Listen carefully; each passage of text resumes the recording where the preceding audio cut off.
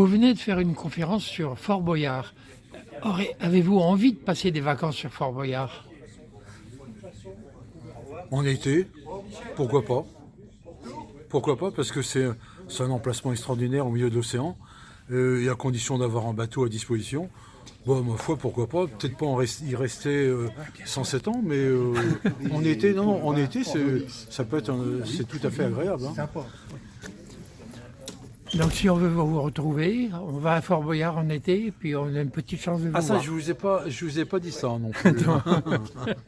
Non, parce qu'en été, tout est fermé. Hein. Oui. Le fort Boyard est fermé toute l'année, sauf quand il y a des tournages. Autrement, c'est fermé toute l'année. Mais il y a plusieurs compagnies, plusieurs pays qui viennent tourner, je crois. Oui, il y en a plusieurs. Faut dire qu'il y en a de moins en moins.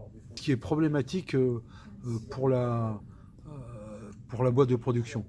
Parce qu'on fait le principe, je la fais simple, mais la boîte de production se retrouve, parce qu'avant ces émissions à France 2, et ça paye les frais qui sont énormes. Et donc en fait, je dirais, pour schématiser, le bénéfice, ça vient avec l'étranger. Et s'il y en a de moins en moins, et il y en a vraiment de moins en moins, ça pose problème. Parce qu'il ne faut pas oublier que l'avenir du fort, il est en partie lié à la télévision. Et j'ai appris aujourd'hui avec vous, entre autres, que nous sommes tous un peu propriétaires du fort de Fort Comment Boyard. ça, monsieur? Nous sommes tous copropriétaires. Je l'affirme, monsieur. Parce que ça appartient, effectivement, c'est le Conseil général qui l'a Oui, racheté. et le conseil général, C'est nous. c'est nous. C'est nous, voilà. Pouvez-vous nous rappeler un petit peu l'histoire de Fort Boyard? C'est Napoléon qui est à l'origine. Ça va être un peu long. Oui, c'est Napoléon Ier qui veut ce fort pour pouvoir fermer le passage entre l'Idex et Oléron. Mais finalement, ça ne va pas se faire de son temps et ça va se construire à l'époque de Napoléon III, on va dire. Voilà.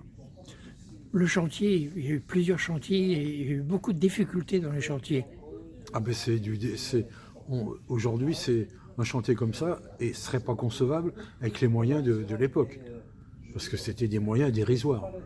Construire en mer, c'est difficile. Ah, je vous parle même pas de ça. Mais ça, c'est vraiment une complication qui a coûté beaucoup d'argent et qui a coûté aussi des vies humaines. Hein. Ah oui, des gens qui ont été blessés, qui sont tués, etc. Donc, et puis surtout, à cause des tempêtes, beaucoup de bateaux qui ont naufragé, qui ont été brisés par la mer, etc. Mais aujourd'hui, j'imagine que nous sommes propriétaires, donc nous avons Nous sommes renforcé... copropriétaires. Copropriétaires. Donc j'imagine que nous avons renforcé toutes les protections. Oui, non, aujourd'hui, le Conseil général tient très bien l'affaire. La renommée de Fort Boyard est venue avec un film. Oui, le film Les Aventuriers de Robert Enrico en 1967. Renommée nationale et internationale. Et donc c'est ça qui a donné envie à Jacques-Antoine de produire des émissions de... Oui, c'était l'élément déclencheur, effectivement. Très bien, et vous avez fait donc un livre sur Fort Boyard. Vous pouvez nous montrer Oui, je peux la vous le couverture. montrer, absolument. Fort Boyard, c'est l'image classique que l'on a, ça. Oui, pour tout vous dire, il y a eu un conflit avec l'éditeur, parce que moi je voulais vraiment une vague monstrueuse, puisque c'est qui correspondait au sous-titre. Et l'éditeur, on s'est battu, entre guillemets, pendant quelques temps, et finalement, ça a été la mer calme. Il vous a imposé l'image Ouais, classique. j'ai cédé là-dessus et j'ai pas cédé sur d'autres.